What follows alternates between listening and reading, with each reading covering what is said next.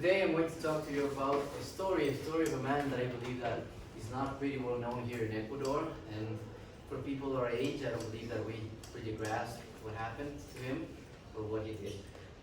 So, Lance Armstrong was a rider in cyclism. He was a prodigy from the start. He was born in Plano, Texas in 1971. And he always had an ability for sports. And in fact, by the time he was 16, he was already a professional triathlete. But then he switched his focus to cycling. And by the time he was 21, he was already signed to the Motorola team in 92. And in 93, he won his first important race, that is the World Road Race Championship. Yeah. This race is not really the biggest race there is, but it's kind of important, and he was really young, so he was really, he had a promising career, but his career would take a turn for the worst. And in 1996, he'd be diagnosed with a stage 3 cancer.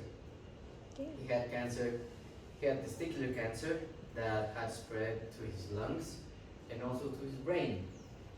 He fought back against cancer, and he started training again in 1997. And in 1998, he made his return to professional cycling. He was then signed to the US Postal Service team. That was a new team, newly formed, and he was the head of the team. And this is really important because with this, it would start the most epic and successful run in all of cycling history. Tour de France is the most important and the hardest race there is in cycling. It's run once a year, and who wins the Tour de France is really the best cyclist in the world. Well, Lance won it 7 times in a row.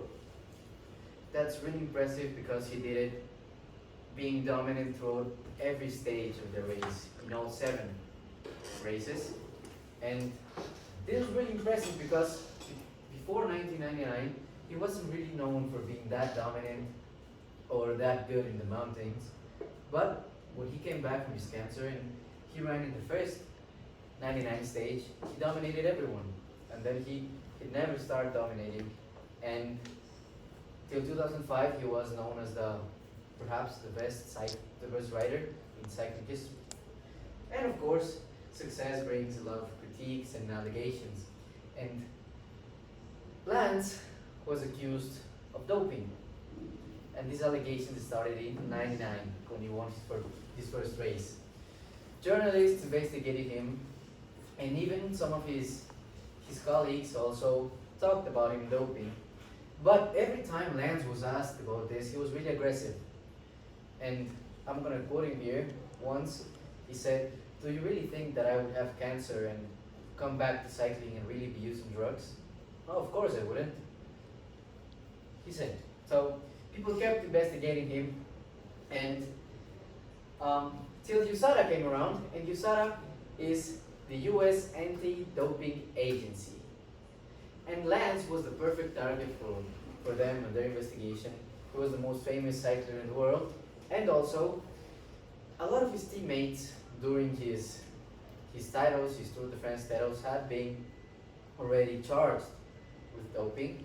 So Lance was the only one that was left. And in June 2012, USADA charged Lance with doping. And in October 2012, they put out their 200-page report called Recent Decision on what they call the most sophisticated, calculated, and successful doping program that sports had ever seen. And of course, Lance was using drugs.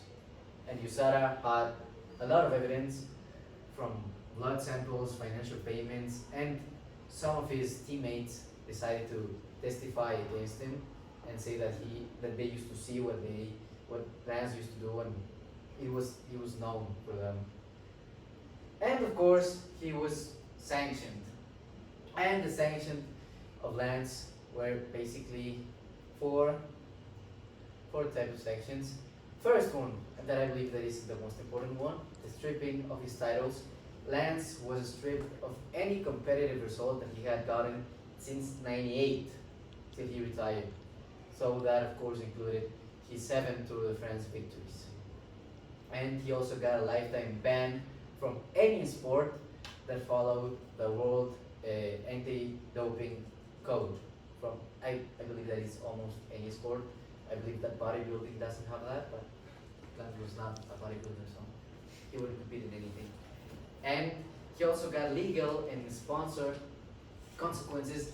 Most of his sponsors actually sued Lance, and the most important one was Nike. That Nike actually had an important line of clothing and cycling stuff named after him. It was Livestrong instead of Armstrong, but it was Nike. And Nike also sued him. And here in legal consequences, he also had to return all the prize money that he had made from winning the races. That it totaled to around 12 million. He had to give that back. And of course, Lance's reputation was completely destroyed. He was seen as a liar, and the people that were the biggest fans of him now hated him. But Lance used to deny everything, and in October 2012, he actually kept denying things. Till January 17, 2013, around 4 months later. In a highly publicized interview with Oprah, Lance actually came out and talked about his doping, and he was what seemed to be pretty honest about it. He talked about how he felt using drugs, what drugs he used. For those of you who know, he used EPO, human growth hormone, and testosterone, that are all just incredibly good for just making you better, making you stronger, making you faster than everyone.